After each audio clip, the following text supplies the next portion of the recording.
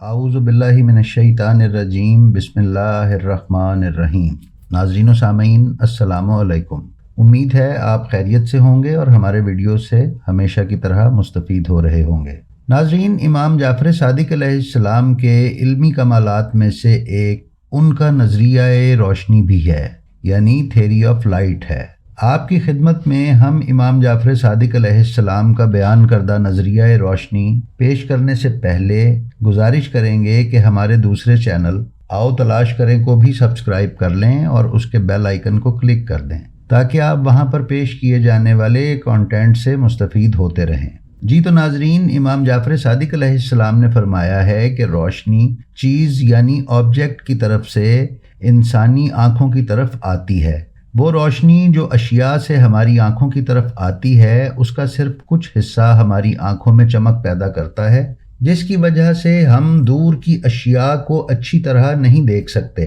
اگر وہ تمام روشنی جو ایک دور کی چیز سے ہماری آنکھوں کی طرف آئے اور آنکھ کی پتلی تک پہنچ جائے تو ہم دور کی چیز کو بہت بہتر دیکھ سکیں گے۔ اور اگر کوئی ایسا آلہ بنایا جائے جو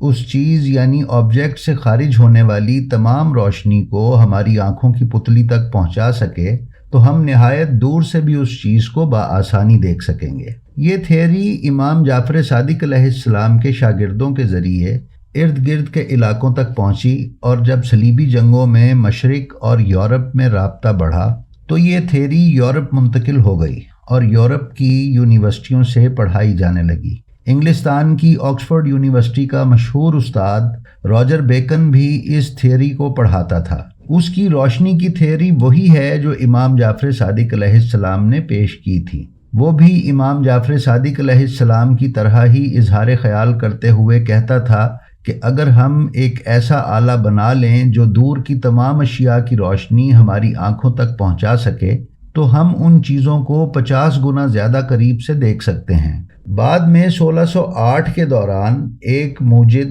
لپریشے نے اس نظریے کی روشنی میں دنیا کی سب سے پہلی دوربین ایجاد کی، اور پھر اسی دوربین کو دیکھتے ہوئے گلیلیو نے فلکی دوربین یعنی ایسٹرونومیکل ٹیلیسکوپ ایجاد کی۔ وہ اپنی فلکی دوربین کو 1610 عیسوی میں کام میں لایا اور اس نے اس دوربین سے 7 جنوری کی رات کو آسمان پر ستارے کا مشاہدہ کیا۔ ناظرین، جیسا کہ ہم دیکھتے ہیں کہ لپریشے اور گلیلیو کی دوربین بنانے کے درمیان صرف 2 سال کا فرق ہے، اور چونکہ گلیلیو نے اپنی دوربین 1610 کے پہلے مہینے میں استعمال کرنا شروع کر دی، لہٰذا یہ کہا جا سکتا ہے کہ ان دونوں ایجادوں کے درمیان 2 سال سے بھی کم کا عرصہ ہے۔ لہٰذا یہ بعید نہیں کہ دونوں موجدوں کو ایک ہی موقع پر دوربین بنانے کا خیال آیا ہو، لیکن اس بات سے انکار نہیں کیا جا سکتا کہ گلیلیو نے لپریشے کی تقلید کی اور جو نقائص اس کی دوربین میں پائے جاتے تھے انہیں اس زمانے کی ٹیکنیک کی حد تک درست کیا، اور 7 جنوری کی رات کو اس نے اپنی اس دوربین کا پہلی مرتبہ استعمال کیا۔ گلیلیو اٹلی کے شہر پیسا میں پیدا ہوا اور وہیں اس نے پرورش پائی۔ گلیلیو، جسے فادر آف ایسٹرونومی کہا جاتا ہے، یونیورسٹی کا تعلیم یافتہ تھا اور فزکس اور ریاضی کا ماہر تھا۔ وہ اٹلی میں ہی ریاضی کا استاد بنا اور وہیں اس نے اپنی فلکیاتی دوربین ایجاد کی۔ اس نے جب پہلی مرتبہ اپنی دوربین سے چاند کا نظارہ کیا تو یہ دیکھ کر مبہوت رہ گیا کہ چاند میں بھی زمین کی مانند پہاڑوں کے سلسلے ہیں، اور اس نے دیکھا کہ چاند کے یہ پہاڑی سلسلے چاند کے صحراؤں پر سایہ ڈالتے ہیں، اور اس سے اسے اندازہ ہوا کہ جہان صرف ہماری زمین ہی نہیں ہے بلکہ چاند بھی ایک علیحدہ جہان ہے۔ اگر امام جعفر صادق علیہ السلام روشنی کا نظریہ یعنی تھیوری آف لائٹ پیش نہ کرتے تو کیا لپریشے اور گلیلیو فلکی دوربین ایجاد کر سکتے تھے، اور گلیلیو نظام شمسی کے سیاروں کا آسانی سے مشاہدہ کر سکتا تھا، اور اپنے مشاہدات کے ذریعے کوپرنیک اور کیپلر کا مشہور نظریہ کہ نظام شمسی کے سیارے زمین سمیت سورج کے گرد گھوم رہے ہیں کی تصدیق کر سکتا تھا۔ گلیلیو کی دوربین نے لوگوں میں اتنا جوش و خروش پیدا کیا کہ وینس کے سینیٹرز، حتیٰ کہ اٹلی کا صدر بھی اس فلکی دوربین سے نظام شمسی کے سیاروں کو دیکھنے کے لیے بے تاب ہو گیا۔ اور گلیلیو اپنی دوربین کو لے کر وینس شہر میں آ گیا اور اسے ایک کلیسا کی چھت پر نصب کیا۔ بوڑھے بوڑھے سینیٹرز کو پکڑ کر چھت پر پہنچایا گیا تاکہ رات ہونے پر وہ چاند اور ستاروں کو دیکھ سکیں۔ جب گلیلیو سے سوال کیا جاتا کہ اس کی کیا وجہ ہے کہ اس کی دوربین آسمانی سیاروں کو اتنا قریب کر دیتی ہے کہ اس سے چاند کے پہاڑوں تک کا نظارہ بھی ہو سکتا ہے، تو وہ وہی امام جعفر صادق علیہ السلام کی تھیوری آف لائٹ کو دہراتے ہوئے کہتا کہ یہ دوربین اس تمام روشنی کو جو آسمانی سیاروں سے ہماری آنکھوں تک پہنچتی ہے جمع کرتی ہے، جس کے نتیجے میں جو فاصلہ 3000 قدم ہوتا ہے وہ گھٹ کر 60 قدم رہ جاتا ہے۔ ناظرین، امام جعفر صادق علیہ السلام کی تھیوری آف لائٹ میں جو دوسرا نقطہ غور طلب ہے وہ یہ ہے کہ آپ نے فرمایا کہ روشنی چیزوں سے انسانی آنکھ کی طرف آتی ہے، جبکہ آپ سے پہلے یہ کہا جاتا تھا کہ روشنی آنکھ سے نکل کر اشیاء کی طرف جاتی ہے۔ امام جعفر صادق علیہ السلام وہ پہلے مسلمان ہیں جنہوں نے اس نظریے کی نفی کی اور کہا کہ روشنی آنکھ سے نکل کر چیزوں کی طرف نہیں جاتی بلکہ چیزوں سے نکل کر انسانی آنکھ کی طرف آتی ہے، اور اس کی دلیل یہ ہے کہ ہم اندھیرے میں کوئی چیز نہیں دیکھ سکتے، جبکہ اگر روشنی ہماری آنکھ سے نکل کر چیزوں کی طرف جاتی تو ہم اندھیرے میں تمام چیزوں کو دیکھ سکتے۔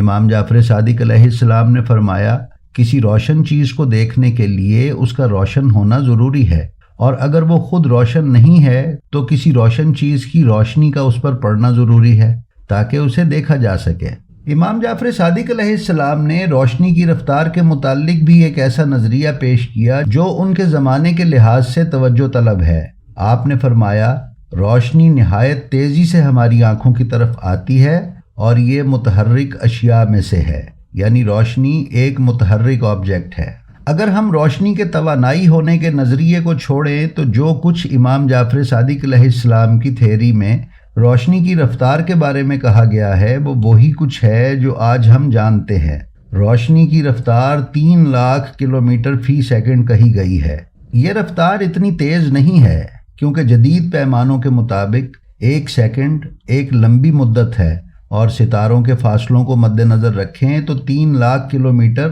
ایک مختصر فاصلہ ہے، لیکن قدیم پیمانوں کے لحاظ سے 3 لاکھ کلومیٹر فی سیکنڈ ایک بہت تیز رفتار ہے۔ پس روشنی کی رفتار کو اخذ کرنے کے لحاظ سے بھی امام جعفر صادق علیہ السلام نے پہل کی ہے۔ جی تو ناظرین، یہ تھی امام جعفر صادق علیہ السلام کی تھیوری آف لائٹ۔ محترم ناظرین، اس ویڈیو کی تیاری میں ہم نے کتاب امام جعفر صادق مغز متفکر اسلام سے مدد لی ہے، جس کا اردو ترجمہ امام جعفر صادق دی سپر برین آف اسلام کے نام سے بازار میں بآسانی دستیاب ہے۔ آپ اس موضوع پر مزید رہنمائی حاصل کرنے کے لیے اس کتاب کا مطالعہ کر سکتے ہیں۔ جی تو ناظرین، امید ہے آپ کو ہماری آج کی یہ ویڈیو پسند آئی ہوگی۔ اسی طرح کی مزید ویڈیوز حاصل کرتے رہنے کے لیے آپ سے گزارش ہے کہ ہمارے چینل بلینڈ آف ہسٹری کو سبسکرائب کر لیں اور اس کے بیل آئیکن پر کلک کر دیں تاکہ آپ ہماری آنے والی کسی بھی ویڈیو سے محروم نہ رہ سکیں۔